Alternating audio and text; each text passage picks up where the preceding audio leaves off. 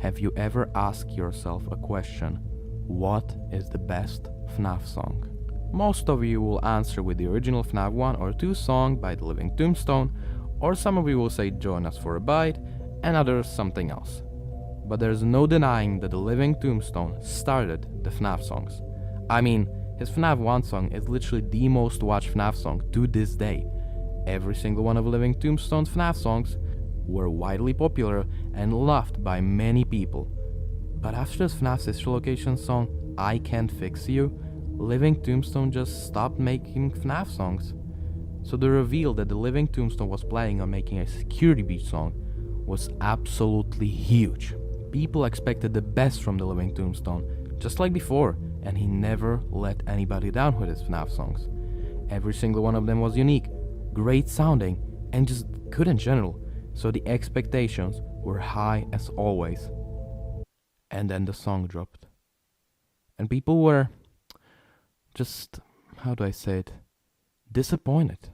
They criticized the song for not being like the older ones, not catchy enough, not good sounding, weird in general, but mostly that it wasn't connected to Security Breach in any way other than the animation, and the lyrics just didn't make sense. And believe me, when I first heard the song, I was also disappointed. I also thought it just sounded dumb, and for me, it also didn't make sense. And for most people, the song doesn't make sense to this day. But after I found out what the lyrics actually meant, it became one of my favorite FNAF songs. And without a doubt, it is the most important FNAF song ever made. Because this song is not about Security Breach in general, not about what happens in the game, not at all.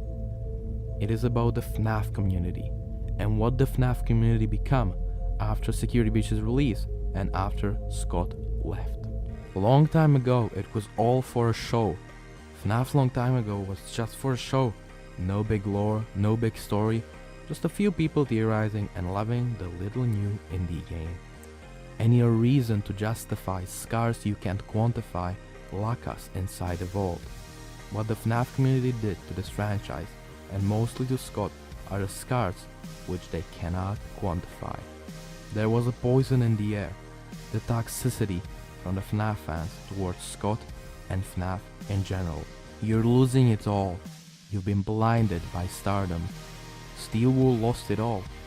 They removed references to blood and more mature themes in Security Breach because they wanted to appeal to more people. They have been blinded by stardom. Okay, I gotta clarify this because I know that somebody is going to point this out in the comments. Yes, the mature themes and the blood references in Security Breach could have been made by Sony because of Sony censorship. There are only 2 options, or 3, that still just didn't like it. They changed their mind, or they wanted to appeal to more audiences, or it was made by Sony, okay? The Living Tombstone probably thinks, or this is how I interpret this line to be, that, Steelwool were blinded by stardom because they removed this line to appeal to more fans. This is just how Living Tombstone probably thinks it, okay? Let's continue. Many people will like this song because it may be nostalgic, because the old FNAF 1 song voice effect, and say that it was a good callback to the original FNAF 1 song, but they will not realize that this part is meant to symbolize the old FNAF talking to new FNAF, the old animatronics talking to Gregory. This song is about what the FNAF community has become, what they did to the creator, and also about newer FNAF. From a game made just for fun and show to more and more people, therefore more and more toxicity. This song doesn't just criticize the FNAF community, but also the creator and Steelwool. It is most probably the most important FNAF song ever made, and sadly, the one that is overlooked the most because people just didn't get it. So everyone, if you hated or just didn't get what the lyrics were about before watching this, I advise you to rewatch the song, but now with a new mindset, that the song isn't about Security Breach, the game, but about the whole FNAF fandom.